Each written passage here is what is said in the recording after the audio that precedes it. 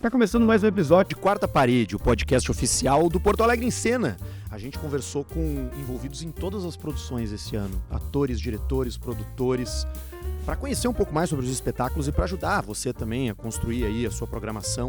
Hoje a gente vai falar com um espetáculo que já aconteceu, mas isso não torna esse papo menos interessante ou necessário. Denise Fraga, muito obrigado por emprestar uns minutos pra gente. Imagina, Eu de você em 2 sessões lindíssimas no Salão de Teatro da PUCS. Como é que é voltar para Porto Alegre depois de ter estreado aqui, Denise? Então, e foi tão bonito isso, Arthur, porque, na verdade, a gente, quando veio esse convite para o Porto Alegre em Cena, eu falei assim, gente, a gente já teve aí, mas se a gente puder voltar, falei para o Barberena, falei, se a gente puder voltar, vai ser incrível, porque essa peça, se tem algo que agregou a ela valor, foi o tempo que a gente parou na pandemia. Foi o que aconteceu de 19 para a reestreia em fevereiro de 22. Quando a gente foi reensaiar a peça para recomeçar, a gente achou que a gente ia parar 2 meses, como todos nós, né? Achou que a gente ia dar uma paradinha, e a gente ficou parado 2 anos, por vezes achando que a gente talvez nunca voltasse com essa peça. E logo essa peça, que é uma das experiências mais incríveis da minha vida. Então, voltar para Porto Alegre, que foi aonde tudo começou, e eu me lembro como foi a atenção, porque ela é uma peça diferente para a gente, ela é uma peça única, é uma experiência, ela não é mais uma peça que a gente fez, todas foram muito legais, trabalhos que a gente confia, mas ela é uma experiência única, o Eu de Você, como se para mim não fosse uma peça, ela é uma experiência com a plateia ali, muitas coisas que tem me ensinado, a disponibilidade que eu preciso ter para fazer essa peça é uma disponibilidade extra do que uma peça, digamos, normal, né? Então, voltar. Quando a gente reensaiou a peça, a gente falou assim, gente, mas não tem que mudar muito não, porque ela foi potencializada pelos tempos, porque eu acho que nem todos nós pensamos de alguma maneira na pandemia e tudo que a gente viveu nesses últimos anos, a gente pensou muito na vida, né? A gente pensou muito na existência, a gente pensou muito que rumo tomar nas nossas vidas. As pessoas, em maior ou menor grau, elas pensaram, elas tiveram suas crises existenciais, digamos assim. E acho que se conectaram com histórias também de outras pessoas, Exatamente. A quantidade de notícias ruins, obviamente, que aconteceram, e também de notícias de pessoas que superaram a doença, e isso aproximou um pouco os seres humanos, isso tem tudo a ver, né? Pessoas que se uniram, pessoas que confiaram no coletivo, que confiaram na colaboração, né? Histórias lindas, muita gente fazendo muita coisa legal por aí. Então, teve a peça, ela agora, no outro dia, uma amiga minha foi ver e falou assim, vê essa peça nesse momento, é inacreditável que vocês tenham criado isso antes da pandemia, porque ela parece uma ode à comunhão, né? A peça é um ódio, na verdade, a comunhão. Ela é uma como diz, um convite, né? Eu acho essa palavra que está até gasta, né? A empatia. As pessoas estão usando tanto essa palavra empatia que eu fico até com medo de a gente perder a empatia pela palavra empatia.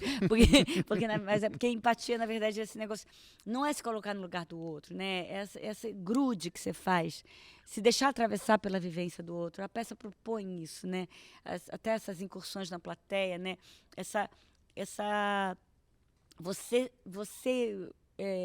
realmente tentar olhar pelo olhar alheio. Eu falava isso no vídeo quando a gente pediu as histórias. Eu falava, Arthur, a minha próxima peça vai se chamar Eu de Você. Esse nome foi a primeira coisa que nos veio assim. Então, eu falava, vai se chamar Eu de Você. Eu quero subir no palco para contar a sua história. Eu quero calçar os seus sapatos, trilhar o que você trilhou, olhar pelo seu olhar. Quer dizer, a gente já tinha. E a ideia era realmente trançar com trechos da literatura, poesia, música, de alguma maneira a vida cotidiana ser trançada com beleza, né? É como se a gente recebesse essas histórias do público e embrulhasse essas histórias no papel de presente, da arte, da poesia, da beleza, né? E devolvesse falando, olha o que você viveu, né? Pois é, tu sabe que eu tive uma experiência muito interessante, assim, a respeito do que tu estava falando, né? De ela não ser uma peça, vamos lá, botar entre aspas, comum, né? Do momento que eu entrei na sala, eu saquei que já estava rolando, assim, sabe? E eu fiquei com eu sentei no meu lugar e fiquei observando as pessoas chegando, assim, e tu tava por ali circulando e conversando com as pessoas e eu o tempo todo eu me perguntava, quem é que tá ali, né? É a Denise ou será que ela já tá interpretando alguma das histórias que chegaram? E aí tu começou a contar histórias e das histórias que tu trocava com a plateia já subiu no palco. Esse retalho aí, como é que é costurar isso tudo, assim, em termos de roteiro mesmo, assim, pra ti? Porque me parece que a peça começa antes mesmo do terceiro toque, né?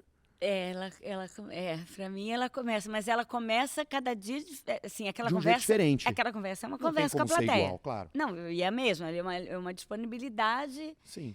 para conhecer um pouco aquelas pessoas que estão ali. Eu falo até disso, que eu fico sempre numa agonia que não dá para conversar com tanta gente ao mesmo tempo, mas eu tenho conversas incríveis ali naquela primeira horinha não, minutos que eu fico ali na plateia, tentando realmente saber das pessoas, né? Como é que elas vieram, como elas souberam da peça. Aí uma já fala, minha filha, essa filha, não, isso aqui, não, quanto tempo vocês estão juntos? Ontem eu perguntei para um casal, quanto tempo vocês estão juntos? Eles eram os dois da mesma idade, os dois arquitetos. Eu falei, vocês se conheceram na faculdade? Ela falou assim, sim. Eu falei, há quanto tempo vocês estão juntos? A gente está junto há pouco tempo, há 5 anos. E eles tinham 60 e tantos, quase 70. Eu falei, mas como? Ela falou assim, não, eu sempre fui apaixonada por ela, mas a gente só se encontrou há 5 anos atrás. Então, você tem cada história, assim, em segundos ali. E realmente é esse movimento que eu faço, não, de tentar conhecer um pouquinho da matéria da qual a gente vai falar. E o que é, assim, delicado e difícil é fazer essa transição dali da vida real, realmente, o que está acontecendo ali. Aí chega uma hora que a história da professora que eu conto. Sim, da professora, claro. Ela já é uma história que sempre eu conto. Que já é uma história que chegou até ti, ou essa história é tua mesmo? Essa história é minha mesmo. É uma professora de geografia que eu tive, de verdade. Assim, é uma história minha que eu contei um dia no ensaio. O Luiz Vilaça, que dirigiu a peça, fala, não, é ótima essa história. E eu começava a conversar, assim, na sala de ensaio, assim, com a nossa equipe, com as pessoas que estavam ali. Eu um dia contei essa história. E aí, antes de começar, e aí já comecei ali. E aí até em dramaturgia a gente depois repete algumas vezes na peça o tris, o quase, que é da história da Nadir. Então na verdade, o que essa peça me dá, Arthur, e que é muito legal, e é um lugar que eu vou te falar, eu tenho ficado fascinada por esse lugar desse perigo, que é esse lugar perigoso que é combinado, mas não é combinado. Toda vez eu desfaço um pouco. Tem trechos da peça que cada dia eu falo de um jeito diferente. A história da Nadir eu conto cada dia de um jeito diferente. Então, essa peça está me ensinando uma coisa que está sendo para mim uma grande evolução como atriz, que é esse exercício de vulnerabilidade, de estar em cena de uma maneira muito disponível, muito honesta com a plateia. Eu estou realmente ali. A qualquer momento eu posso quebrar.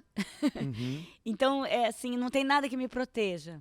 Eu tirei, assim, eu tenho tirado dia após dia essas carapaças que possam me proteger dessa relação. Você sabe que no outro dia eu fui ver a peça, uma moça, e ela me falou uma coisa que virou uma frase para mim, porque ela falou para mim, você não tem medo, você é muito corajosa de ficar ali no meio da plateia, conversando com as pessoas, você tem aquela peça toda para fazer, aquela peça atlética, porque a peça tem um tour de force exige físico, né? bastante. E a peça tem uma coisa muito técnica também, muito, né? Então ela falou assim, você não precisa se concentrar, você está ali conversando. Eu fiquei pensando, como ela é corajosa de ficar aqui, as pessoas podem alterar esse estado que ela precisa ficar para subir, você não tem medo? Aí ela fala, olha a frase que ela me fala, Arthur, ela falou, eu não gosto de surpresas.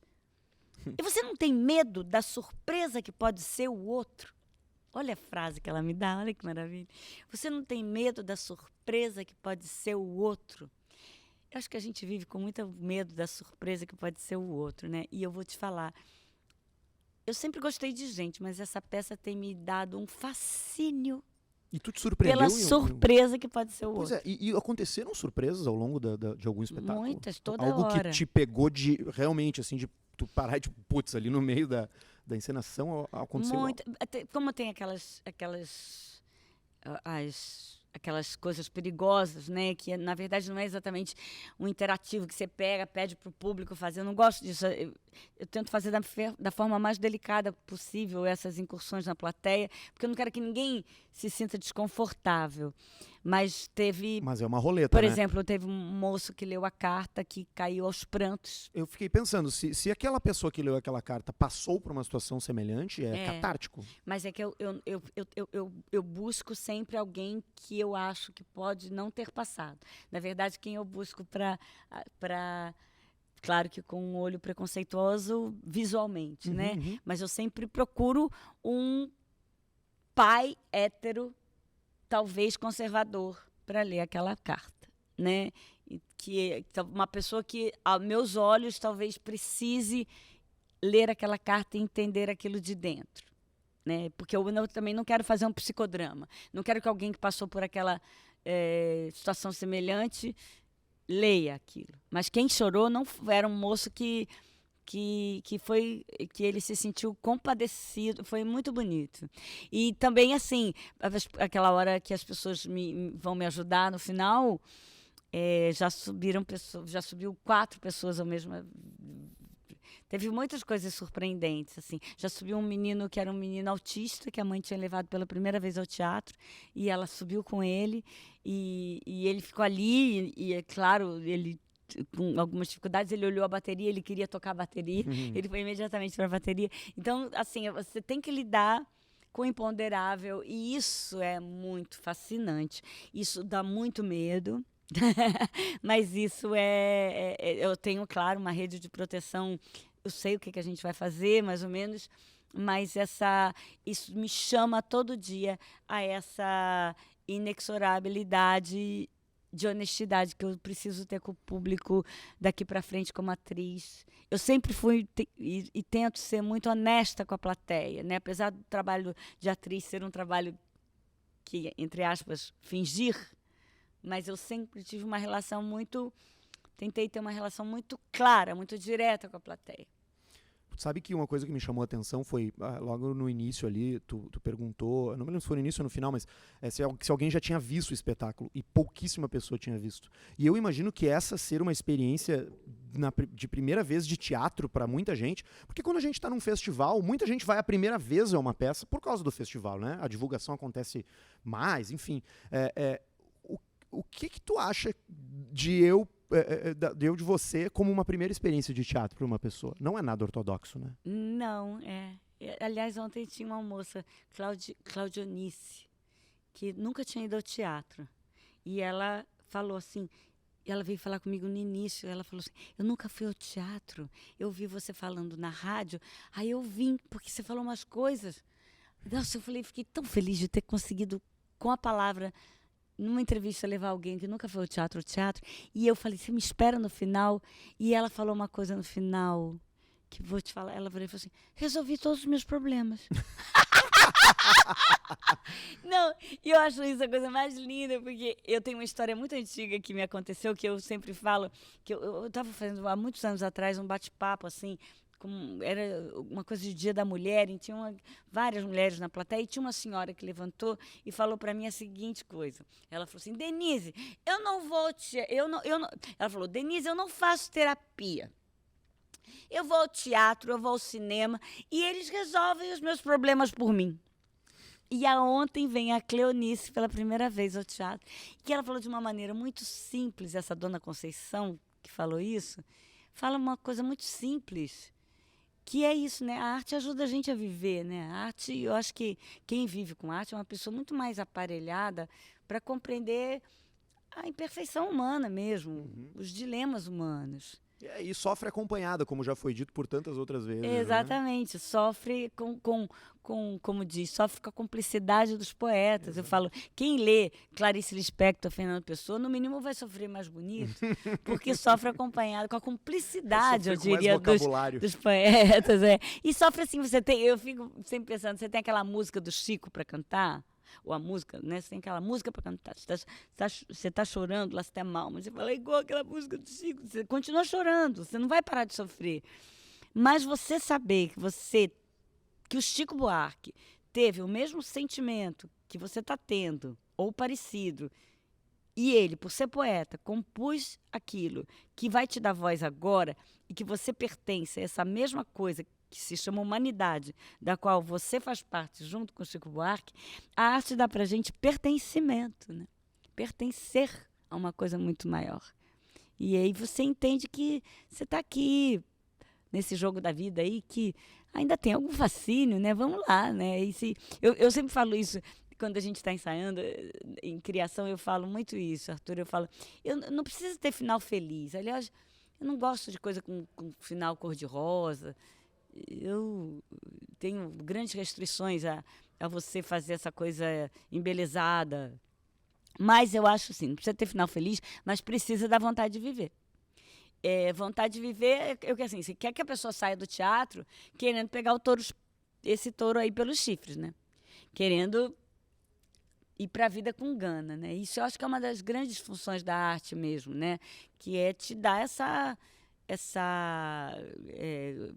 como diz, te aparelhar para essa luta que não é bolinho para ninguém, que é a vida cotidiana, né? Eu de você olha com muito carinho e sensibilidade para as efemeridades da vida. É impossível acompanhar um espetáculo e não se identificar com Daisy, com outros personagens, com pessoas da plateia. Então, por favor, procure saber. Se passar por perto de você, se aparecer no Instagram, não dá o scroll rápido. Pare, descubra onde vai estar na sua cidade, onde quer que você esteja, e confira Eu de Você. Denise, muito obrigado por emprestar esses minutos pra gente, tá? Obrigada a você, Volte Arthur, sempre a Porto Alegre. E obrigada ao Porto Alegre em Cena, que nos recebeu nessa segunda vez em Porto Alegre de uma forma tão amorosa. E eu volto sempre a Porto Alegre. Eu sempre venho a Porto Alegre com todas as peças. Essa é uma cidade que algumas vezes a gente veio 2 vezes com a mesma peça. É uma cidade que eu amo. Eu adoraria morar aqui. Eu adoro Porto Alegre. O podcast está aí com vários episódios, com todas as produções envolvidas no Porto Alegre em Cena. Você está convidado a conferir. Até o próximo.